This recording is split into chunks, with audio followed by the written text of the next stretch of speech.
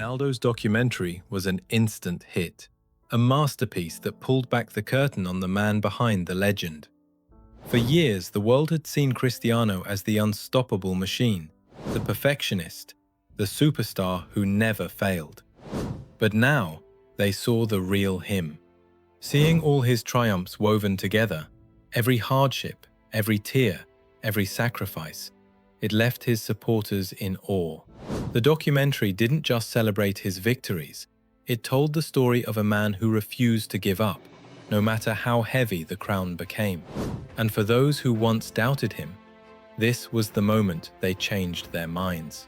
Because after watching that documentary, people didn't just respect Cristiano Ronaldo, they loved him. After everything Cristiano Ronaldo had achieved, after every record he had broken, he still wasn't done. The hunger that drove him from a small island in Madeira to the top of the football world was still alive. 2021 was the year that proved it. He finished his season at Juventus as the Serie A top scorer, lifting the Capocannoniere trophy, showing everyone that even after all these years, his fire hadn't dimmed. He was still chasing greatness, still pushing his limits. But then, something happened that shook the football world. Out of nowhere, the impossible became reality. Cristiano Ronaldo was going home, back to where it all began, back to the club that turned him from a young boy with big dreams into one of the greatest players in history. Back to Manchester United. The announcement broke the internet. Fans couldn't believe it. Their number 7 was returning. The streets of Manchester were alive again. And for a moment, the football world stood still. Ronaldo said, "I have a fantastic history with this amazing club. I was there at 18 years old, and of course, I'm so happy to be back home after 12 years. So I'm really looking forward to my first game." 4 days later, it became official. Old Trafford roared like it hadn't in years. The stands were full of emotion, and the legend was back where he belonged. At 36 years old, Cristiano wasn't returning to prove anything to anyone. He was coming back to remind the world that greatness doesn't age, that passion doesn't fade, and that hunger never dies. His first season back was unforgettable. On September 12, 2021, Cristiano Ronaldo made his second debut for Manchester United. The stadium was buzzing with anticipation as fans from all over the world packed Old Trafford to witness their idol return. It wasn't just a match, it was a historic moment. Peter Drury, on commentary duty, introduced Ronaldo with words that sent shivers down the spines of everyone watching. Madeira, Manchester, Madrid, Turin, and Manchester again, wreathed in red, restored to this great gallery of the game, a walking work of art. Vintage, beyond valuation, beyond forgery or imitation. 18 years since that trembling teenager of touch and tease first tiptoed onto this storied stage. Now in his immaculate maturity, CR7 reunited. The words were poetic, powerful, and perfectly captured the magic of the moment. Every fan in the stadium felt it.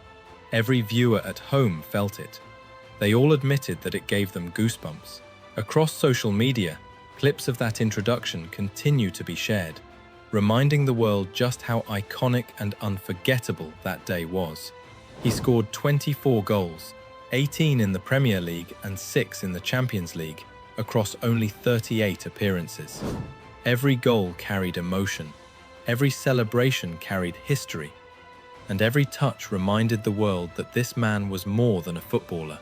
He was a symbol of discipline, faith, and relentless ambition. For the fans, it felt like a dream, like a piece of history had come back to life. Cristiano Ronaldo was home again. The next season started off strong for Cristiano at Manchester United. He was still breaking barriers, still chasing greatness, and once again proving why he's one of the best to ever play the game. Early in the season, he reached another unbelievable milestone, surpassing 800 career goals. The crowd erupted, the commentators ran out of words, and yet, Ronaldo just smiled. It was the smile of a man who had been through everything, and still, he stood at the top. But as the months went by, things started to change. The connection between Ronaldo and the club that once felt like home began to fade. Behind the scenes, tensions grew, and in November of 2022, the news broke, something no fan ever wanted to hear. Manchester United released a statement saying, Cristiano Ronaldo is to leave Manchester United by mutual agreement with immediate effect. The club thanks him for his immense contribution across 2 spells at Old Trafford, scoring 145 goals in 346 appearances, and wishes him and his family well for the future. It was the end of an era. For many, it felt like déjà vu, like watching a chapter close that was never meant to end this way. Ronaldo later spoke in an emotional interview with Piers Morgan, expressing that the club had made zero progress since Sir Alex Ferguson retired in 2013. He admitted he didn't respect the current manager, Erik ten Hag, because, as he said, he doesn't respect me. For Ronaldo, it wasn't just a transfer or a contract ending. It was heartbreak, the kind only football can bring. And from that point on, things began to fall apart. Before we continue, don't forget to subscribe to our channel and tell us in the comments which footballer's life you'd like us to cover next.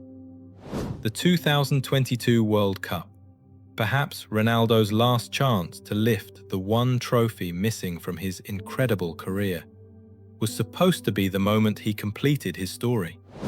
On December 6th, Portugal faced Switzerland. It was a match filled with expectation, but also shock. For the first time in years, Cristiano Ronaldo started on the bench. 73 long minutes passed before he was finally called onto the pitch. The cameras caught it all: his disbelief, his frustration, but also his professionalism. He cheered for his teammates. He smiled. He stayed ready. Portugal won 6-1, but for Ronaldo it was bittersweet. He was happy for his country, but deep down he knew this wasn't how he imagined his World Cup. Then came the quarter-finals against Morocco, a match that many believed Portugal would easily win. But football always finds a way to remind us that nothing is guaranteed. Morocco played with hunger. Stars like Achraf Hakimi, Youssef En-Nesyri, and Sofiane Amrabat gave everything they had. In the 42nd minute, En-Nesyri soared into the air and scored a stunning header, shocking the world and breaking Portuguese hearts. Ronaldo and his team fought. They tried everything to equalize, but the goal never came. The whistle blew and that was it. Portugal was out. As the final whistle echoed through the stadium, the camera focused on one man, Cristiano Ronaldo, walking off the pitch, tears streaming down his face. No words, just heartbreak. It was the end of a dream he had carried for 20 years. Later, in a heartfelt Instagram post, he wrote, "Winning a World Cup for Portugal was the biggest and most ambitious dream of my career. Fortunately, I have won many titles of international dimension, including with Portugal, but putting our country's name on the highest foot in the world was my biggest dream. I fought for it. I fought hard for this dream. In the 5 appearances I've made over 16 years, always alongside great players and supported by millions of Portuguese people, I gave my all. Sadly, yesterday the dream ended. Thank you, Portugal. Thank you, Qatar." It was raw, honest, heartbreaking. A message from a man who had given everything for his country, and now had to accept that some dreams, no matter how hard you fight, aren't meant to be.